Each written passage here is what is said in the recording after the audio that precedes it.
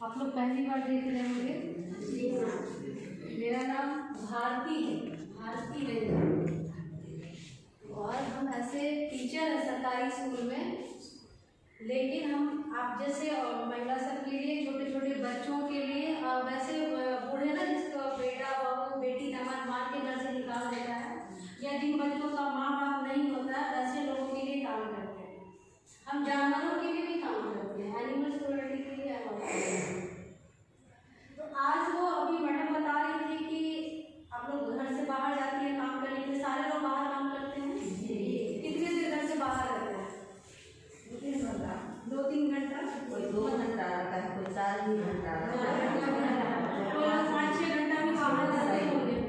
सबके घर में बेटी भी है, बहू भी है, बेटा भी है। तो जितने देर आप घर से बाहर रहते हैं उतने देर आपके घर के लोग आपके घर का काम देखते हैं। आप जब बाहर काम करते हैं तो सबसे पहले आपको अपने आप को स्वस्थ रखना है कि हम सही रहें, ठीक से रहें। अगर हम बीमार नहीं होंगे तो मेरे घर में भी बीमारी नहीं जाएगी, और मेरे जहाँ हम काम करते हैं वहाँ के लोग भी सुरक्षित रहेंगे और हम भी सही सलामत रहेंगे। कि पैसा तभी कमा सकते हैं जब हमारा हाथ पैर शरीर पूरा सही सलामत हो। हम घर के लोगों को पैसा कमा कर तो देते हैं, लेकिन सही सही ईमानदारी से बताइएगा, क्या घर के लोगों को पैसा देने के बाद क्या आपके घर के लोग उतना आपका सेवा करते हैं जितना करना चाहिए? नहीं होता है। उनको आप कमा के ले जाके दे दीजिए, वो उस पैसे से चावल लाएंगे, दाल लाएंगे, अपने लिए दवा लाएंगे, अपना कपड़ा लाएंगे, लेकिन आपको शायद ही पूछते होंगे कि मेरी माँ है, मेरी सास है, इसको भी कपड़ा चाहिए, खाना चाहिए, दवा चाहिए, फल चाहिए, पूछती है क्या? नहीं पूछती है। ये सच है जो आज के समय में हो रहा है। उनको किसी तरह से आप 2 पैसा कमा करके दीजिए, सिर्फ आपके पैसे से मतलब है।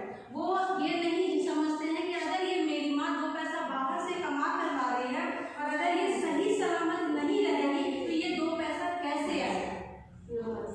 ये तो वो लोग नहीं समझते हैं। वो लोग यही समझते हैं कि बस पैसा आ रहा है, आज आ रहा है, कल बंद हो जाएगा, इसकी चिंता नहीं होती है।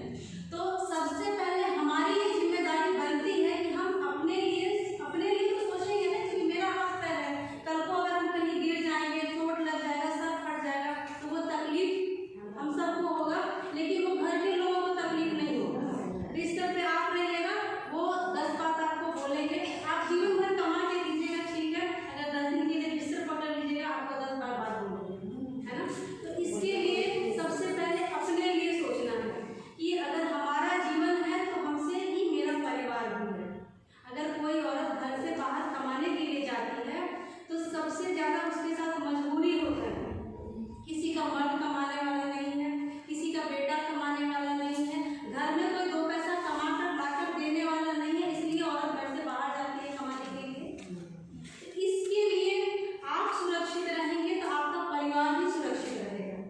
तो सबसे पहले क्या है कि कोरोना 2 साल तक हम लोग क्या करते थे, एक दूसरे से दूर रहते थे। सब्जी नहीं छूना है, दूध नहीं छूना है, तो उससे दूर रहना है, उससे दूर रहना है, उससे दूर रहना। फिर भी कितने सारे लोग मर गए, घर परिवार में मर गए। तो भी आदमी कोशिश ये करता है कि हम अच्छे से रहें और सही सलामत रहें। और अपने आप को स्वस्थ रखने के लिए सबसे पहली ये जिम्मेदारी है कि हम साफ सफाई से रहें। साफ सफाई, कपड़ा साफ, डेली नहाना है और उस कपड़े को डेली धोना है। कपड़ा नहा के फिर बदला वाला कपड़ा पहनने का मतलब है कि नहा के कोई फायदा नहीं है। दूसरी बात ये है कि गंदगी से दूर रहना है। क्या करते हैं ना, झाड़ू ऐसे मार के वो कचरा घर के सामने में जमा कर देते हैं, है ना। बहुत सारे अच्छे घरों में भी ऐसा होता है, वो कचरा उठा के किसी डस्टबिन में डालना है, कचरे के डिब्बे में डालना है, वो नहीं करते। तो कचरे से जितना दूर, मतलब उसको जितना दूर घर से रखेंगे उतना हम लोग सुरक्षित रहेंगे। और उसके बाद में जो बाहर का काम है, घर का काम है, वो सब कुछ करने के लिए खाना पीना भी सही रखना है। घर से काम करने के लिए बाहर जाना, जल्दी में निकल के भाग गए, कभी नहीं खाए, दिन भर भूखे रह गए, है ना। उसके बाद घर आएंगे तो सर दर्द हो रहा है, पेट में गैस बन रहा है, उल्टी हो गया, बुखार हो गया। अब वो एक दिन भूखे रहने से 10 बीमारी हो जाएगी। तो इसके लिए खाना पीना 2 रोटी ही खाना है, लेकिन सुबह समय से खा लीजिए, खाना समय से खा लीजिए, रात का खाना समय से खा लीजिए और अपना ध्यान रखिए। और घर में अगर कोई देखभाल करने वाला नहीं है तो अपना देखभाल खुद कीजिए। किसी पर निर्भर नहीं रहना है। किसी पर निर्भर होने का मतलब क्या होता है कि अब हमको वो 2 रोटी बना के देगा तो खाएंगे, नहीं देगा तो हम भूखे रहेंगे। कोई 2 पैसा देगा तो हम काम करेंगे, नहीं देगा तो हम नहीं करेंगे। तो इस तरह से दूसरे पर निर्भर नहीं रहना है। और सबसे बड़ी बात ये है कि जो भी लोग हैं ना, सब एक दूसरे के साथ बैठ कर अपना सुख दुख बांटते हैं तो मन हल्का हो जाता है। दुख तकलीफ सबके घर में है, और लेकिन जब एक साथ बैठते हैं 10 बूढ़ी है तो वो अपने घर की बात को शिकायत नहीं करना है, लेकिन अपना दुख तकलीफ बांटते हैं तो मन हल्का हो जाता है। इससे क्या होता है कि आपका मन खुश रहता है। अंदर दुखी रहने से आदमी बीमार हो जाता है। उसका छोटा सा बीमारी को किससे बड़ा हो जाता है। तो इससे नहीं, ऐसा नहीं होना चाहिए। अगर ऐसा कोई आपको लगता है कि कोई मेरी बहन है, कोई मेरी गोतनी है, सास है, जिसके साथ हम बैठ कर अपना सुख दुख बांट सकते हैं तो बांटना चाहिए। और अगर आपके घर में बेटी है, बहू है, जो माहवारी का जो समय आता है उस समय उसको ज़्यादा साफ सफाई का ध्यान देना चाहिए। उसको समय समय पर अपना कपड़ा यूज नहीं करना, पैड चेंज करना चाहिए। पैड बहुत महंगा नहीं आता, जितना आजकल की गांव की भी औरतें जो है वो ब्यूटी पार्लर में खर्चा करती है, उतना में उसका खाने पीने का खर्चा, अपने साफ सफाई का खर्चा निकल सकता है। तो ये चीज़ घर के लोगों को भी बताना है।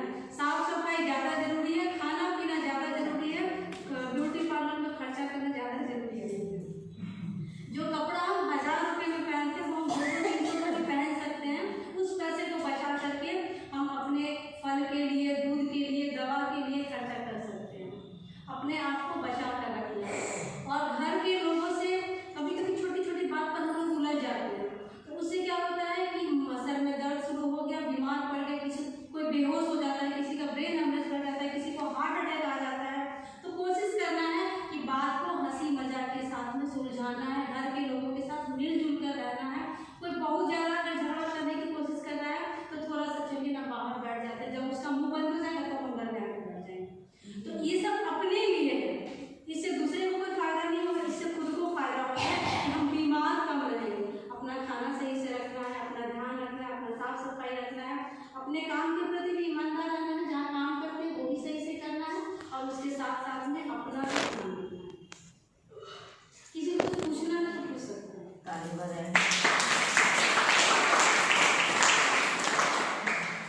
अपना भी कोनो समस्या है तो बताइए कुछ बातचीत के दौर पर। हम घरेलू समस्याओं को भी सुलझाते हैं, जैसे सास का, बहू से, बेटा का, कोई लड़की किसी के साथ चली जाती है, उस तरह की समस्या को भी सुलझाते हैं। मैडम के पास मेरा नंबर है, किसी के घर में अगर इस तरह का समस्या हो आप अपने घर में भी हमको बुला सकते हैं। हम टाइम निकाल कर जरूर आएंगे और आपके घर की समस्या को सुलझाने का पूरा कोशिश करेंगे। आप लोग पूछ सकते हैं, मैम ने अच्छा से बताया है स्वास्थ्य के बारे में, समझ रहे हैं ना। आपके स्वास्थ्य के संबंध कुछ समस्या है तो पूछ सकते हैं, सवाल उठा सकते हैं। हाँ, कोई समस्या है आप बता सकते हैं, मेरे पास जितना जो होगा हम समझाने की कोशिश करेंगे। किसी भी तरह का कोई भी ऐसा लगता है कि बताइए तो हम बताएंगे। कुछ नहीं है, लीडर सब नहीं आई है, लीडर लोग। हाँ लीडर सब है, कुछ बताइए कुछ। तो पूछताछ होना चाहिए ना जल्दी। दिक्कत है तो बताइए उनका बताइए तो आदमी की कुछ समझ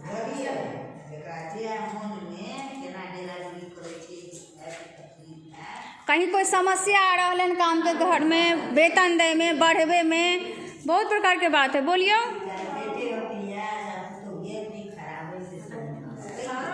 हाँ, परिवार में की दिक्कत हो रहा है, आपसी प्रेम नहीं है, हर चीज़ के हल है, पहले बतेबै तब ना हल है। नंबर कितना रहे तो कोई तुमको इतना है नहीं यार, किसी में नहीं दिखा अंदर के किसी में नहीं कुछ नहीं उम्र चल गए तो हम सुन नहीं।